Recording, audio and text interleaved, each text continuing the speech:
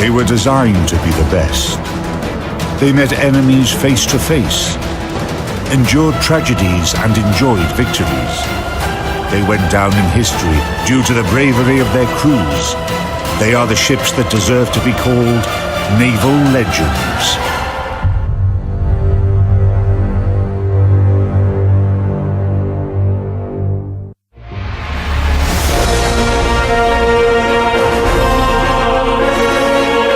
In this episode, USS Salem, the giant that was late for the war.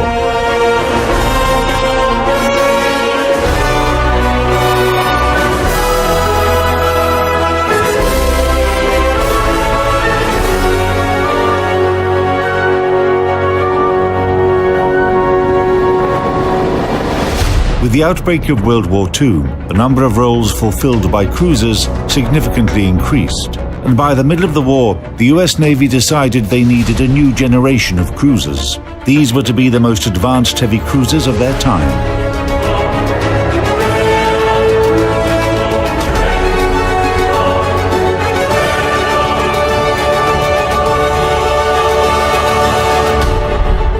U.S. cruisers had proven their versatility in sea battles in the Pacific theater. Indeed, they fulfilled multiple missions. First, their primary duties, for example, patrol and cruising in distant areas along enemy shipping routes. Second, providing fire support during landing operations. Third, providing fire support during sea battles. And finally, they showed their superb combat abilities in fighting against their airborne enemies. American engineers took all these factors into account in designing the new class of cruisers.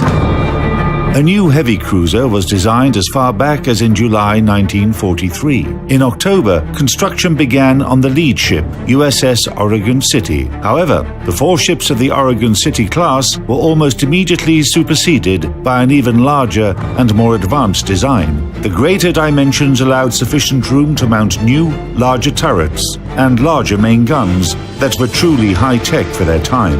The turrets were much heavier than the primary armament guns mounted on Oregon City, which had to be taken into consideration in construction of the new class cruisers.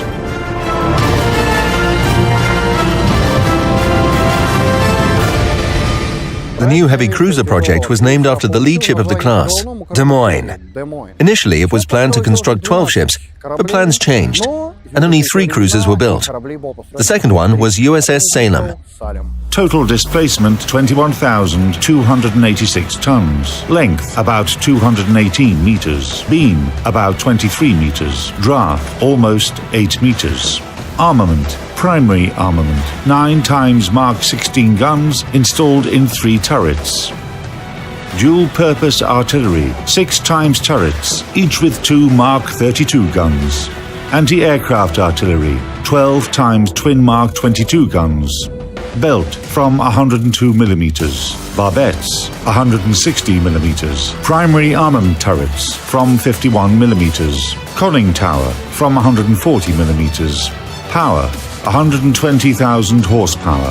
Speed more than 32.5 knots. Range 10,500 nautical miles at 15 knots.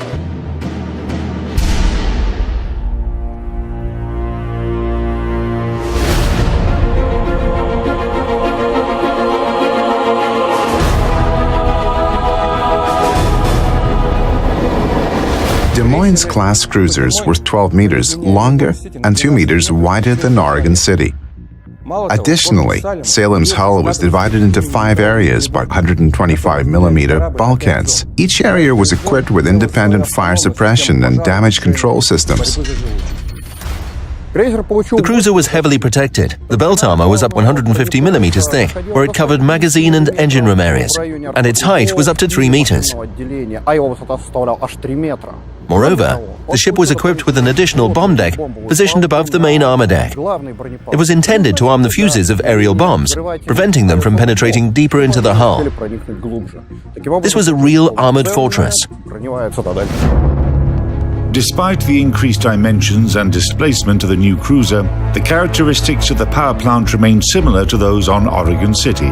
The same 4 General Electric turbines, 4 Babcock and Wilcox boilers, and the same power capacity.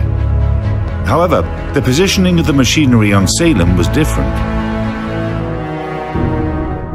Thanks to the increased size of the ship, the designers were able to ensure better protection for the power plant. Each of the boiler turbine units was located in a different compartment and was used to drive a separate shaft, allowing the ship to stay running when any of the machine's components was damaged. The ship was additionally equipped with two 850 kilowatt diesel generators and an automatic air cleaning system. Thus, Salem was the first U.S. Navy ship equipped with an independent air conditioning system. But, of course, the main improvement of Des Moines-class cruisers was the primary armament. The ships were equipped with the innovative and unique 203mm Mark 16 main guns with automatic loading, a maximum range of 27.5 kilometers, and fire rate of 10 shots per minute from each barrel. With 3 guns on each of 3 turrets, Salem could fire up to 90 shots per minute. In a battle, the enemy would be on the receiving end of 13.5 tons of armor-piercing shells with each salvo. Hardly any adversary could stand such a barrage.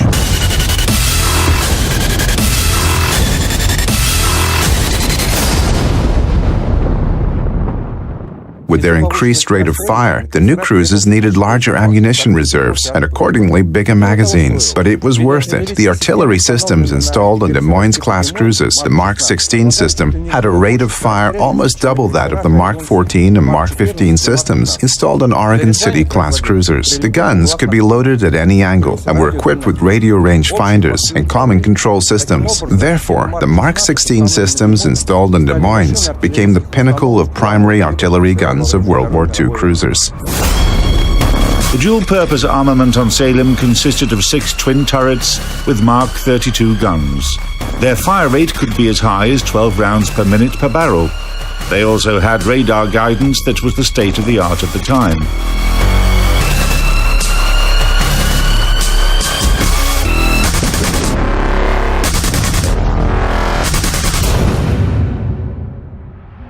These guns were deadly to any aircraft of any country if used correctly.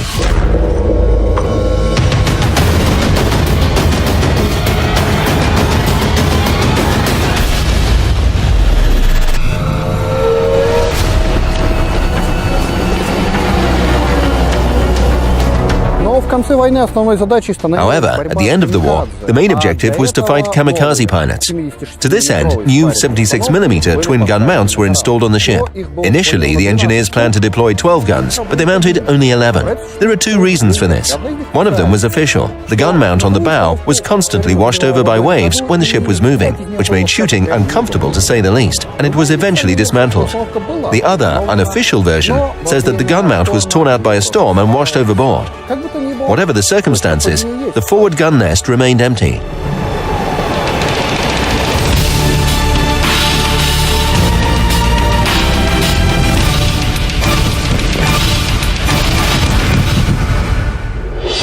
Salem was supposed to have reconnaissance float planes on her stern.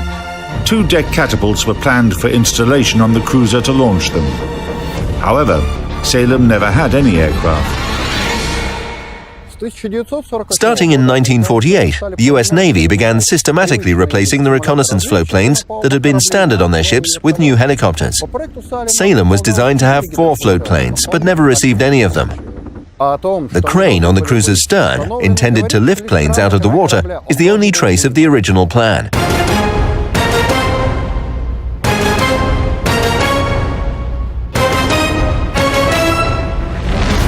Armament capable of disabling any enemy ship, and experienced crews that knew how to defeat the enemy in both day and night battles.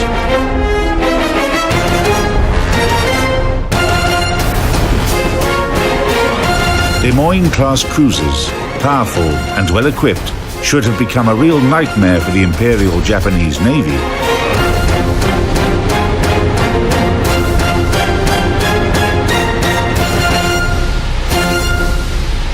But they never did.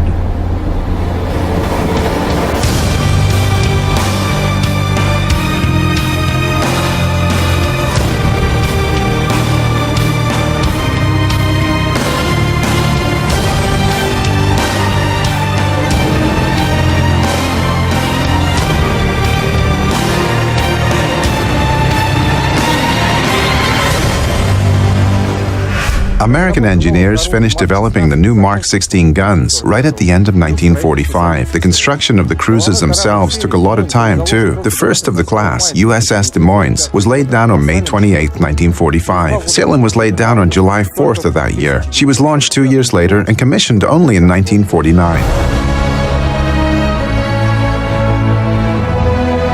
Salem did not make it in time for the war that she had been built for. However, as of 1949, she and her sister ships USS Des Moines and USS Newport News were the most advanced heavy cruisers in the world and constituted a powerful naval force. During the next 10 years, Salem served in the 2nd Fleet in the Atlantic and the 6th Fleet in the Mediterranean Fleet of the USA.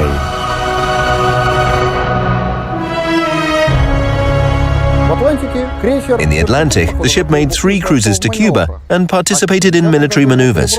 In 1950, she was assigned to the Mediterranean to relieve Newport News as flagship of the 6th Fleet. She participated there in emergency relief work after an earthquake struck the Ionian Islands. And she served as a deterrent during the Suez Crisis of 1956 to 1957. At the same time, Salem starred in a movie where she played the role of the German cruiser Admiral Graf Spee. She was a Deutschland-class heavy cruiser, a class that the British press nicknamed pocket battleships, sort of small battleships squeezed into the limits of the Versailles Treaty signed after World War I. Apart from that, as a fleet flagship, Salem was no stranger to official ceremonies. She was visited by the Shah of Iran, the President of Lebanon, and the royal couple of Greece. In October 1958, Salem returned to the United States to be deactivated. 1 year later, she was decommissioned and sent to the reserve.